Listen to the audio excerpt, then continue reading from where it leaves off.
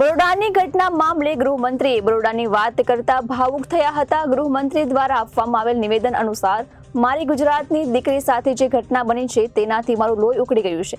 આ દરિંદાને પકડવા માટે પોલીસને મા અંબા શક્તિ આપે।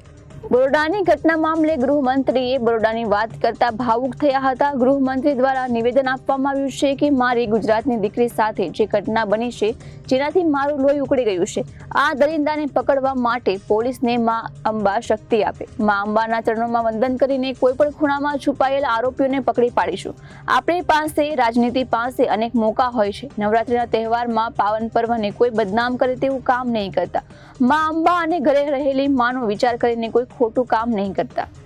રમીને ઘરે જતા રહેવાના લાગે છે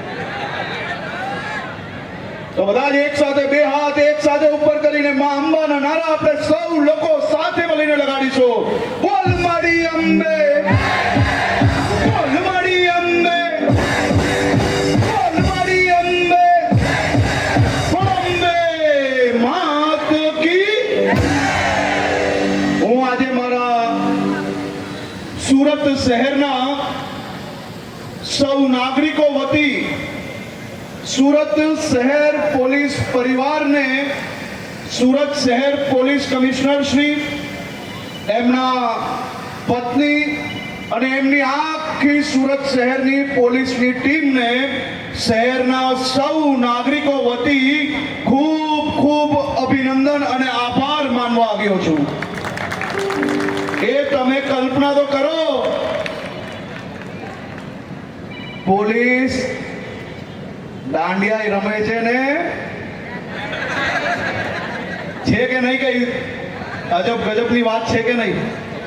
એ તમને સૌને ગરબા રમાડવા માટે રાત દિવસ એક કરીને આપણા સુરત શહેર પોલીસ પરિવારે તમારા સૌ માટે અહીંયા વ્યવસ્થાઓ કરી। તમને જાણીને આનંદ થશે, આપણી રક્ષા કરનાર પોલીસ જવાનો જે શહીદ થયા છે તેમના પત્ની અને પરિવારો દ્વારા અહીંયા સ્ટોલની વ્યવસ્થાઓ કરવામાં આવી છે। આજે આ વ્યવસ્થાઓ જોઈને મને ખૂબ આનંદ થયો અને તમારા વતી હું એમને અહીંયા આભાર માનવા અને અભિનંદન આપવા આવ્યો છું। આભાર આપવા પડે કે નહીં ભાઈ? માનવા પડે કે નહીં? આટલા કંજૂસ સુરતીઓ આપવા પડે કે નહીં આભાર? તો હું એમને આભાર બી આપું છું અને અભિનંદન બી માનું છું। મા અંબાના નવરાત્રીના 9 દિવસ એ આપણા સૌ ગુજરાતીઓ માટે આસ્થાના સૌથી મોટા દિવસો હોય છે। મા અંબાના પરમ ભક્તો ગુજરાતના ખૂણે ખૂણે વર્ષો વર્ષથી આદિ અનાદિ કાલથી ગરબાની આપણી આ પરંપરા છે।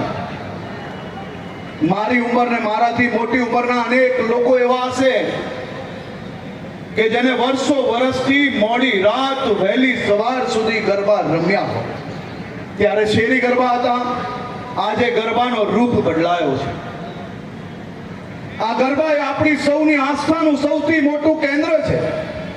આજે મા અંબાના ચરણોમાં વંદન કરીને મારી એક ગુજરાતની દીકરી જોડે ચાલે